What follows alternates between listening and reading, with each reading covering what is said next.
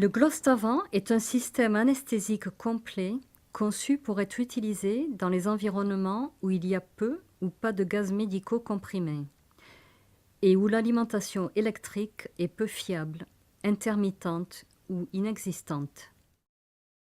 Le système se compose de 4 éléments principaux. Le premier élément se compose d'un vaporisateur à faible résistance et d'un système respiratoire qui permet au système de fonctionner en mode débit continu ou par gaz inspiré. Le deuxième est un ventilateur efficace actionné par gaz, adapté tout aussi bien pour l'usage adulte que pédiatrique. Le troisième élément est un concentrateur d'oxygène qui produit de l'oxygène médical et de l'air à partir de l'air ambiant. Le quatrième élément est composé d'un système d'alimentation électrique ininterrompu, UPS, et d'une batterie de secours qui alimente le système en cas de coupure de l'alimentation électrique.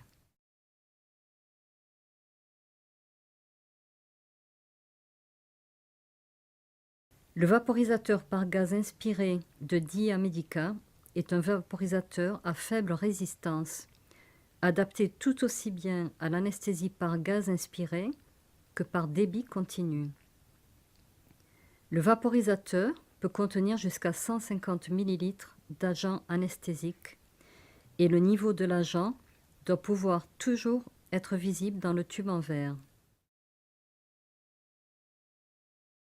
Le débit est contrôlé par le déplacement du levier le long du vaporisateur. Son remplissage, une fois le capuchon enlevé, est facilité par l'emploi de l'entonnoir fourni. Ce vaporisateur est adapté pour l'isoflurane ou l'allotane. Les deux sont utilisables, mais un seul est possible à la fois. Un deuxième vaporisateur pour le sévoflurane est disponible sur demande. En mode par gaz inspiré, l'air ambiant est aspiré ici dans le vaporisateur, à travers le ventilateur et au patient. Vous pouvez ajouter de l'oxygène supplémentaire à cet air ambiant pour augmenter la FiO2. Il y a une purge d'oxygène si nécessaire, et ce ballon sert de réservoir pour l'excès d'oxygène introduit dans le système. Si plus de gaz que le volume minute du patient est introduit dans le système, ce ballon se remplit et une augmentation de pression fait passer le système en mode débit continu. Le système est équipé d'une soupape de surpression située à l'extrémité avant pour éviter tout excès de pression. Le circuit patient normal est un circuit ouvert avec les gaz passant dans le ballon autogonflant pour la ventilation assistée et comprenant une vanne patient sans réinspiration à l'extrémité du circuit. Il peut être raccordé directement à un tube endotrachéal ou un masque patient. Les gaz résiduaires du côté expiratoire de la vanne patient peuvent être dirigés dans l'unité de récupération de gaz par le tube bleu de 30 mm de diamètre. L'unité de récupération de gaz est située sur le pied arrière droit de l'appareil et commandée par un interrupteur logé au-dessus de celle-ci. Si notre patient respire spontanément, l'inspiration est suffisante pour actionner le circuit en raison de sa faible résistance. Si nous devons assister la ventilation, nous pouvons le faire avec le sac autogonflant. Ou si nous devons passer en mode ventilation, nous pouvons régler la respiration par minute, le volume courant et la pression de notre patient, puis mettre le ventilateur en marche.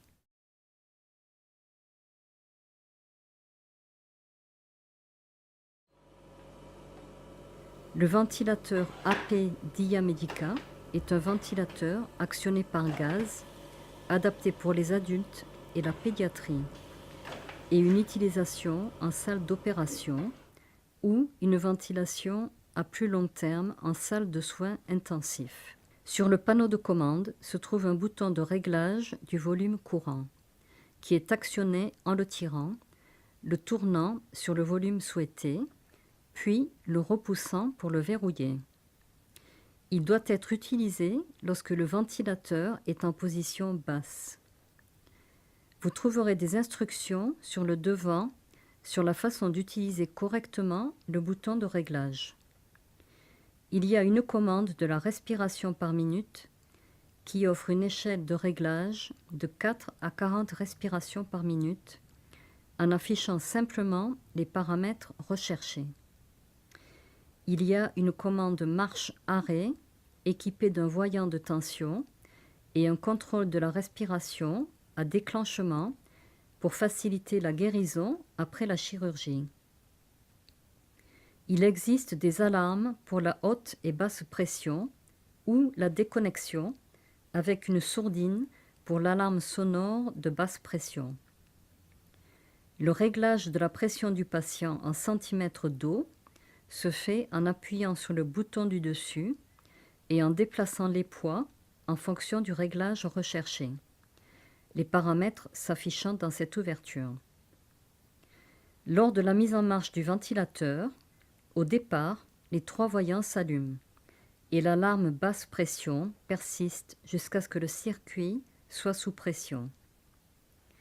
Le ventilateur est présenté en mode adulte avec une lecture de l'échelle adulte pour la pression du patient et l'échelle adulte pour le volume courant. Si nous avons besoin de mettre le ventilateur sur mode pédiatrique, nous devons d'abord éteindre le ventilateur. Débrancher ensuite les poids en débloquant le verrou. La moitié des poids se déplace alors vers le côté gauche et l'échelle s'affiche par cette ouverture en fonction des paramètres recherchés. Le retrait du ballon se fait ensuite en levant le bras, tirant sur le dessus et soulevant le soufflet. Veuillez noter que les ballons pédiatriques sont plus petits. Installez le ballon pédiatrique et le ventilateur est maintenant en mode pédiatrique, utilisant l'échelle rose sur le dessus et l'échelle rose pour le volume courant. Si nous avons besoin d'utiliser un circuit pédiatrique standard avec pièces en TR, tout d'abord, nous aurons besoin d'un débit de gaz plus élevé. Ensuite, nous devons simplement nous brancher sur la prise courante du ventilateur. Après le remplissage et après que le circuit soit passé sur continu, nous pouvons utiliser notre circuit comme d'habitude.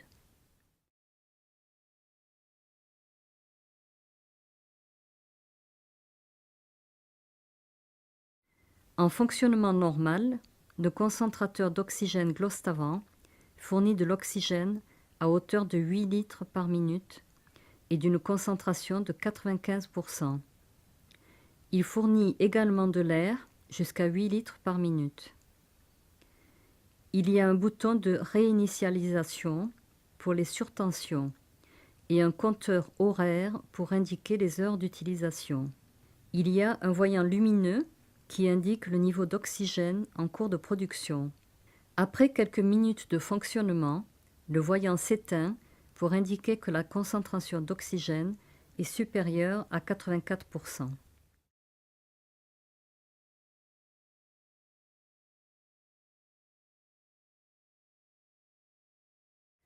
Quand l'UPS fonctionne en mode normal, elle remplit 2 fonctions. Tout d'abord, elle stabilise le courant qui alimente le Glostavant et accepte des tensions allant de 160 à 300 volts. Elle élimine aussi les surtensions. Sa deuxième fonction est de fournir une batterie de secours pour l'ensemble du système. En cas de panne de courant, la batterie de l'UPS peut alimenter le Glostavant pendant environ 20 minutes. Une fois le courant rétabli, l'UPS se recharge automatiquement. Commencez par brancher l'UPS sur l'alimentation secteur. L'unité se met automatiquement en mode bypass. La batterie de secours n'est pas disponible durant ce mode.